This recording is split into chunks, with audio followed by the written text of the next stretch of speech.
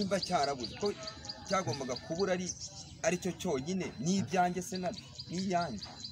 n'amashuka n'injoro yageze hano saa 5 z'ijoro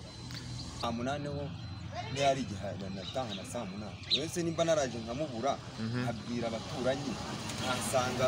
uwo babana nkamusanga nkamubwitsa abimubwira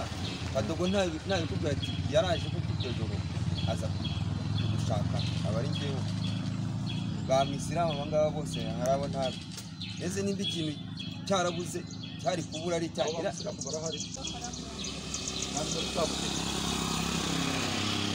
bampaga 5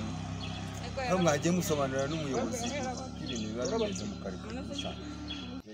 muyobozi uwo mugabo yajyanye televiziyo ye ajya kuyikoresha muri tabu arangije ahindura tabu none kubera yari amaze igihe atabamo hari ibyo bintu bye byose biraza babanje kubibika hariya bivamo biza ahangaha ikimatera cyari cyarabuze ukiriye ukigura nzana umukiriye mu 10,000 yanga kubitanga aravuga ngo aratanga 5 ndaje nabwo igenda wiremukane muvugane bumve amafaranga nayafata maze kumubura arigendera hashize iminsi Nyamagabe araza hano arambwira ati kimatera n'ubundi ko kiri gupfa ubusa ahangaha ko waragiteruraga kigapfuka kikanyanyagira hano ko kiri gupfa ubusa ahangaha bambwiye nka kwihera 3 nkakijyana rero genda urebe Yive nawe namwohereje kuri Yive ngagende bavugane kuva ubwo ntayamubonye ahubwo sinzi ahandi baje guhurira hara kuri babivuganaho noneho kuvuga hashize iminsi